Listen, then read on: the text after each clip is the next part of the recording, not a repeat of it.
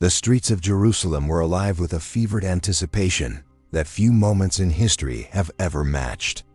The air carried the scent of dust stirred by countless feet, mingled with the fragrance of freshly cut palm branches held high in celebration. Voices rose in unison, not in the manner of a rehearsed choir, but as the uncontainable overflow of hope and longing that had been building for generations. "Hosanna!" they cried, a word loaded with centuries of yearning, an appeal for salvation, and a declaration of praise all at once. Some spread their cloaks across the road, making a carpet of honor, while others waved their branches as if heralding the arrival of a long-awaited king.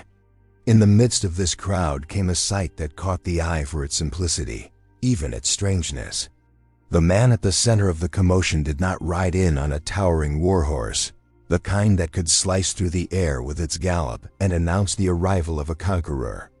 Instead, he came seated on a donkey, a creature known more for its endurance in daily labor than for any association with splendor or might. For many onlookers, the image was unexpected, perhaps even jarring. The promised Messiah, the one whose coming the prophets had proclaimed, was choosing to enter the city not with the symbols of military triumph, but with the posture of humility. The city itself seemed to vibrate with the contrast. Jerusalem was no stranger to processions. Roman governors often made their entrances with disciplined legions at their side, armor gleaming in the sun, trumpets sounding their dominance. In comparison, this scene carried no visible force, no weapons, no banners of conquest, yet the energy was undeniable. The crowd's excitement swelled with every step the donkey took, as if they knew something far greater was unfolding before their eyes, even if they could not yet fully grasp its meaning. Some in the crowd may have remembered the ancient words spoken by prophets, words that hinted at such a moment. Others may have been caught up in the thrill of seeing miracles they had only heard about suddenly walking into their city. Mothers lifted their children onto their shoulders so they could catch a glimpse. Older men leaned on their staffs, craning their necks for a better view. Traders paused their bargaining. Pilgrims who had come for the Passover found themselves swept into an event they would recount for the rest of their lives. It was more than a public spectacle. It was a collision of expectation and reality. The people had long envisioned a Messiah who would overthrow oppressors, restore Israel's greatness, and bring justice with an unshakable hand.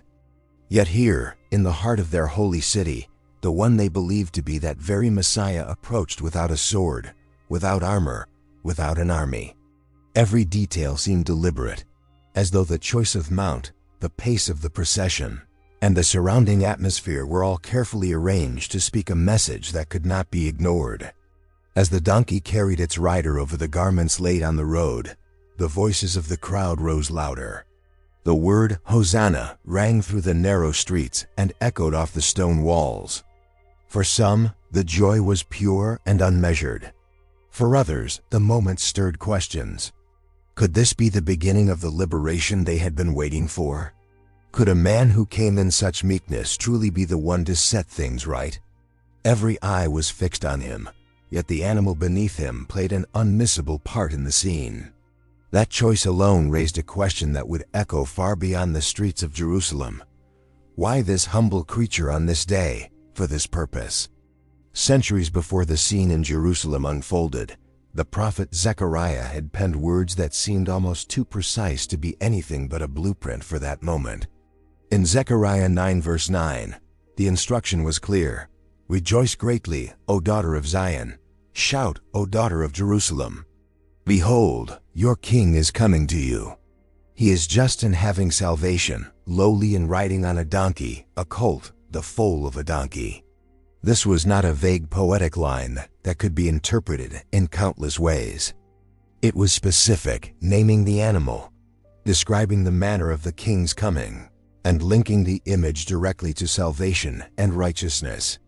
To the people of Israel who knew their scriptures, such a prophecy was not easily forgotten. The significance of this prophecy was not merely that it predicted a king would arrive, but that it defined the very manner in which he would arrive.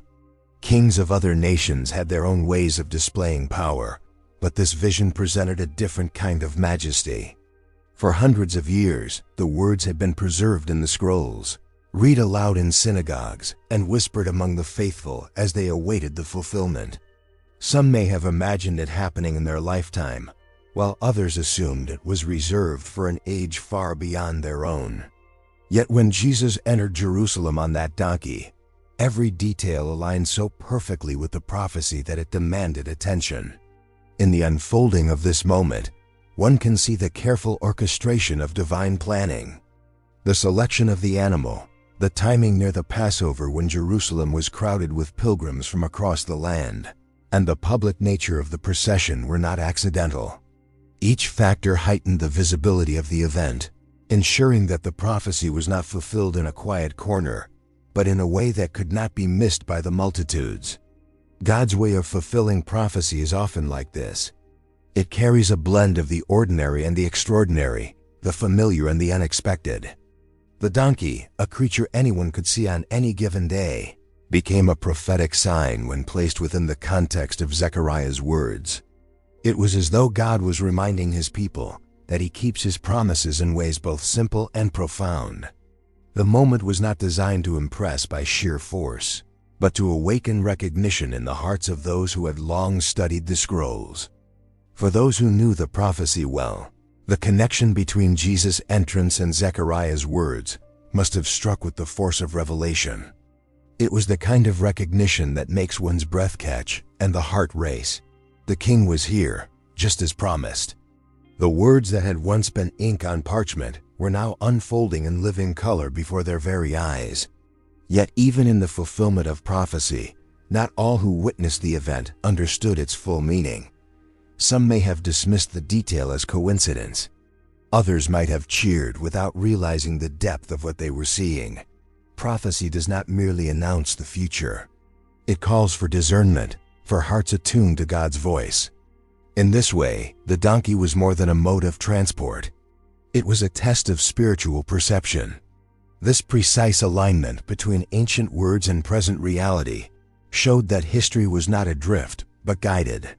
The God who spoke through the prophets was the same God who now guided his Son into Jerusalem. Every step of the donkey's hooves was another reminder that divine promises do not fade with time. They wait, as if poised on the edge of history, until the moment of their appointed fulfillment. In seeing the prophecy come alive, the people were given both confirmation and invitation. Confirmation that God had indeed sent the one he had promised, and an invitation to respond to that reality. The question was not simply whether the prophecy had been fulfilled, but whether the hearts of those who saw it were prepared to welcome the king it announced. In the ancient world, animals often carried layers of meaning beyond their practical use. The donkey, in particular, was a familiar sight in Israel, valued for its endurance, reliability, and capacity to serve. Unlike the horse, which was associated with military power and swift conquest, the donkey carried the connotations of peace and service. It was the animal of farmers, traders, and travelers, a partner in the quiet labor that sustained daily life. To see a king on a donkey was to see a king who came in peace, not in war. The symbolism would not have been lost on those who watched Jesus ride into Jerusalem. They lived in a culture where imagery spoke as loudly as words, where the choice of animal could communicate a message before a single sentence was spoken. A horse in that moment would have declared war, a readiness to overthrow enemies by force. The donkey spoke of another way, a way of humility, service, and peace that stood in sharp contrast to the expectations many had for the Messiah. In choosing the donkey, Jesus was presenting his mission without ambiguity. He was not entering the city to claim a political throne or to wage an earthly battle. His kingdom was of a different order, built not on weapons, but on self-giving love. This choice also quietly confronted the values of the time, which celebrated strength, dominance, and victory over one's rivals. It said to the watching crowd, "The Messiah's power is shown not in crushing his enemies, but in offering himself for their salvation." The image of the donkey also connects to the long history of Israel's leaders. In earlier times, Kings like Solomon had ridden on donkeys during moments of peace. This was not a sign of weakness, but of settled authority. When the land was secure, the king could ride on such an animal without fear. In this way, the donkey came to symbolize not the absence of strength, but the presence of peace. For Jesus to choose such a mount was to declare that his rule brought the truest peace, one that no army could establish and no enemy could destroy. The contrast between the donkey and the war horse also serves as a lesson in priorities. In a world that often equates greatness with power, speed, and dominance, the donkey points to a different set of values. It shows that the most enduring victories are won through patience, steadfastness, and a willingness to carry burdens. In that sense, the donkey becomes a living parable, a symbol that embodies the very nature of the kingdom Jesus came to reveal. For those watching that day, the scene invited reflection. Would they recognize the strength and humility? Would they understand that the choice of mount was not an accident, but a deliberate signal about the kind of king they were welcoming? The donkey stood as a quiet but unshakable declaration that this kingdom would not be advanced by the strategies of men, but by the purposes of God. Even in our own time, the symbolism holds power. The donkey reminds us that the most transformative leaders are not always the most imposing, and that peace is not the absence of conflict, but the presence of justice, compassion, and truth. It whispers to the heart that greatness is measured not by how high one rides, but by how faithfully one serves. In the streets of Jerusalem that day, the donkey was more than just an animal. It was a signpost pointing to a kingdom unlike any other, a kingdom where the path to glory runs through humility, and where the true king does not come to be served, but to serve. The rulers of the ancient world understood the art of spectacle. When a king or emperor entered a city, the goal was to overwhelm the senses with the sight of power. Trumpets would blare, soldiers would march in precise formation, banners would flutter in the wind, and the ruler himself would appear on a magnificent chariot or atop a powerful stallion. The message was unmistakable. This is a leader who commands authority, who can protect and conquer, who deserves your allegiance.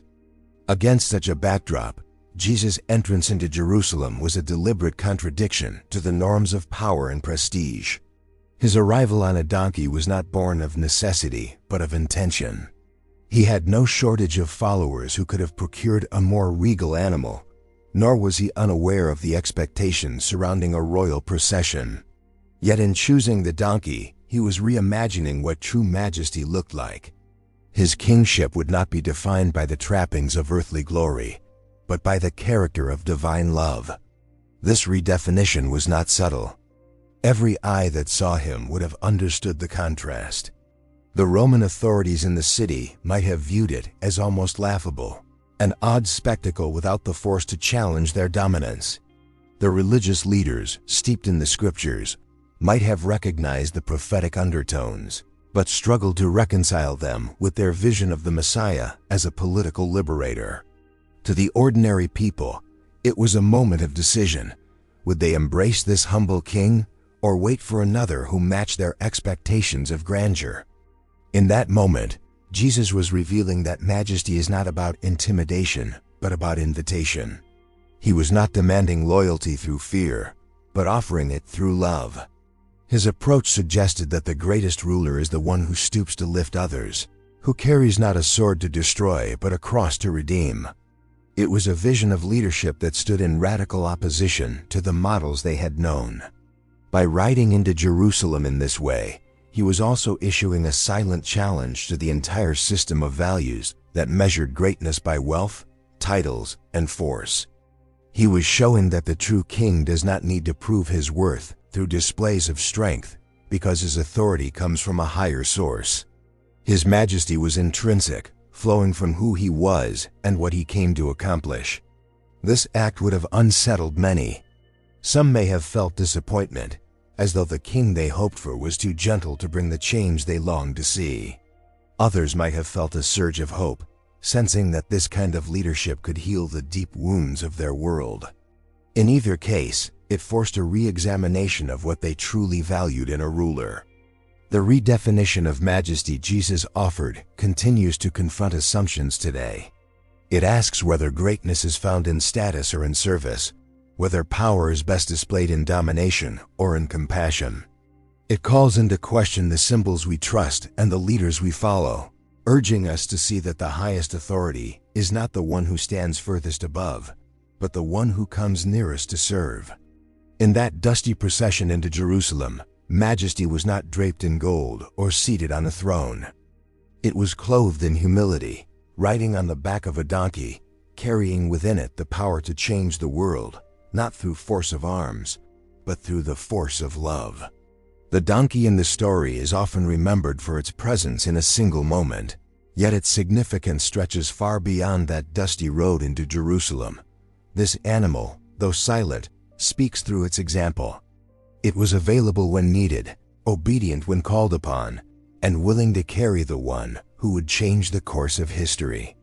These qualities hold lessons for every life, because the heart of the story is not only about a king's arrival, but about readiness for the part one is meant to play. Availability is not a small thing in the eyes of God. The donkey was not occupied with grand ambitions or striving for recognition, yet it was present and prepared for use.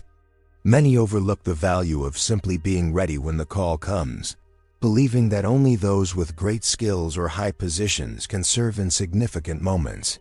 Yet the donkey's role shows that willingness often matters more than capability. The greatest acts in the kingdom of God often begin with someone who simply says, without hesitation, "Yes, I am here." Obedience is another thread woven into this image. According to the gospel accounts, the donkey had never been ridden before. This detail is striking, for it suggests an untamed readiness that did not resist when the moment arrived.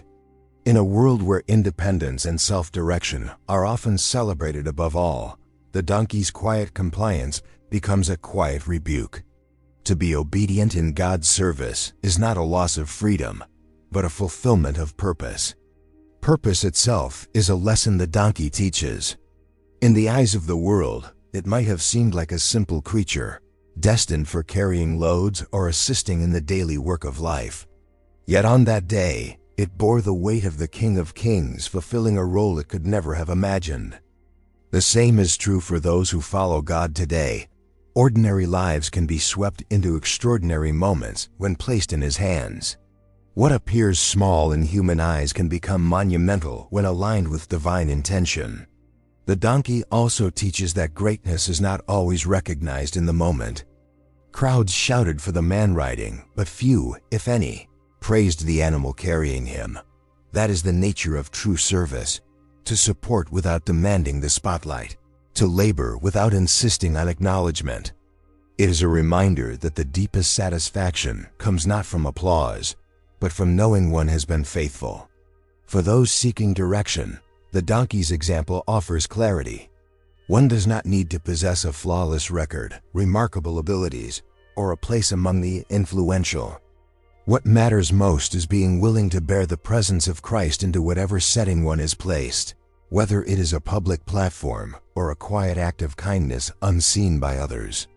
In many ways, the donkey's journey mirrors the calling of every believer: to be ready, to be obedient, to be purposeful, and to find joy in serving without seeking glory. This is a countercultural message in any age, but especially in one that measures worth by visibility and status. The donkey's path was short in distance, yet eternal in impact, showing that when a life is offered to God, it can become the means by which He enters the lives of others. To carry Christ into the world is a privilege, whether through words, actions, or the quiet testimony of a faithful life.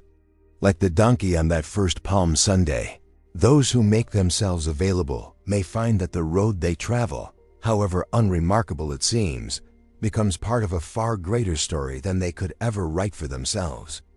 God's way of working in the world has always included a preference for what others overlook. The donkey in the Triumphal Entry is one more example in a long history of unexpected choices. Throughout Scripture, God repeatedly selects the ordinary to accomplish the extraordinary. Shepherds hear the first announcement of Christ's birth.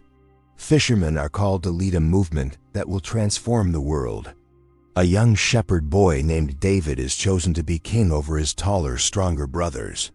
Each of these moments reveals a divine pattern. Heaven delights in elevating the humble. The world often measures value by appearance, skill, or reputation, but God's vision is different.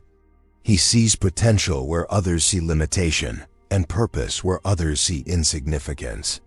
The donkey was not impressive by the standards of the day, yet it was precisely the right choice for the role it was given. This is not because the animal possessed hidden abilities, but because God's power does not depend on human strength or prestige. When God chooses the unexpected, it does more than surprise, it reorients the way people see the world. The triumphal entry could have been staged with grandeur that matched the imagination of the masses, yet the choice of a humble beast of burden spoke a deeper truth. It proclaimed the kingdom of God advances not through the might of the strong, but through the surrender of the willing. This principle has implications for every person who has ever felt overlooked. The story says to them, "You are not beyond the reach of God's purposes. Your background, your limitations, your lack of worldly influence do not disqualify you. In fact, they may be the very qualities that prepare you to reflect God's power rather than your own." When heaven chooses the unexpected, the outcome leaves no doubt about whose hand has guided the work. The donkey's role also served as a sign to the watching crowd that God's ways would not conform to human expectations. Those longing for a warrior king might have missed the significance of the moment, but for those who recognized the pattern in God's choices, it was a familiar story.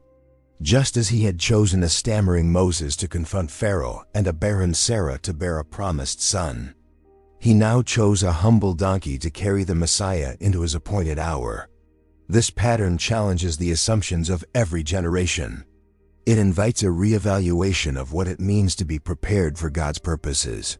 Preparation may not involve gaining influence or perfecting skill, but cultivating humility, trust, and willingness.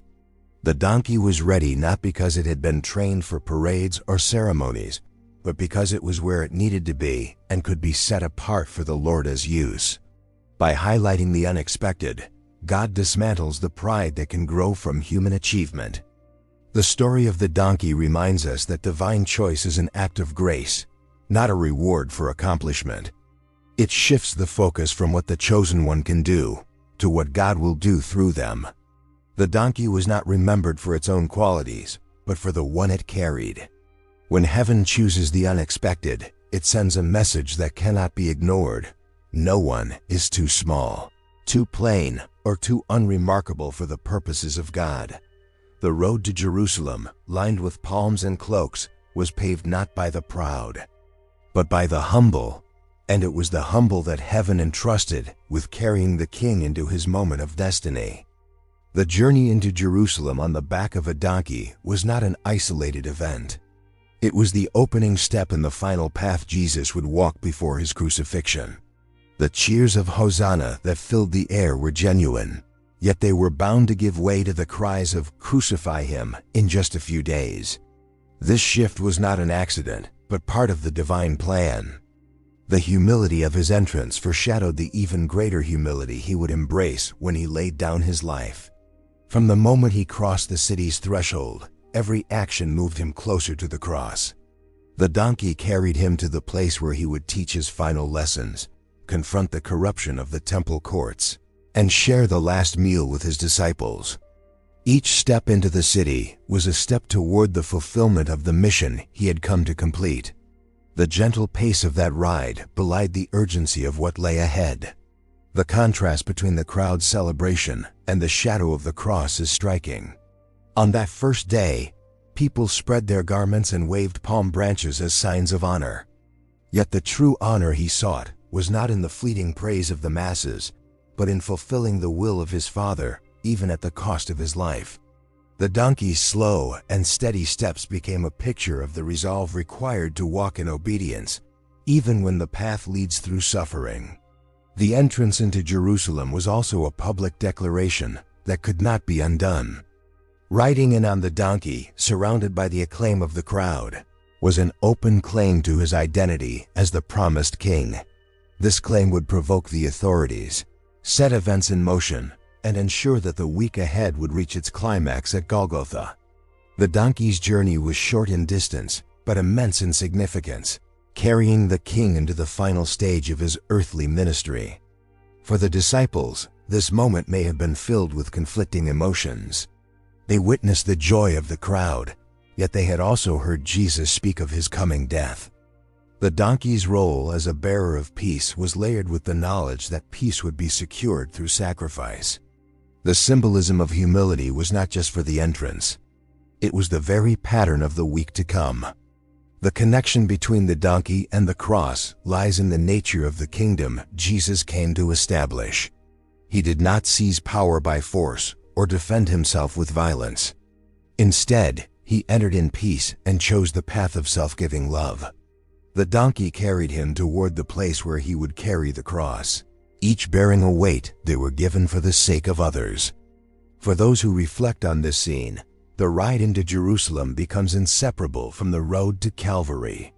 The joy of Palm Sunday is deepened by the recognition of what it cost. The humility displayed in the choice of a donkey was not a momentary gesture, but the very heart of the mission, one that would reach its fullest expression in the surrender of his life. The triumphal entry was not the end of the story, but its turning point. The donkey's journey stopped at the city, but the king's journey pressed on to the cross, to the tomb, and beyond. What began with palm branches would end with an empty grave, and the peace he brought would be secured forever. The story of the donkey in Jesus' triumphal entry is more than a historical detail. It is a reminder of prophecy fulfilled, humility embraced, and purpose completed. From the ancient scrolls of Zechariah to the streets of Jerusalem, every moment spoke of a kingdom unlike any other, one that chooses the humble to carry the greatest message of all. The donkey reminds us that God's plans often come through what the world considers small, and that the way to true victory is not through force, but through peace and sacrifice. If this message has spoken to your heart and helped you see the beauty of what God has done, I encourage you to subscribe to the channel so you will not miss future teachings and reflections.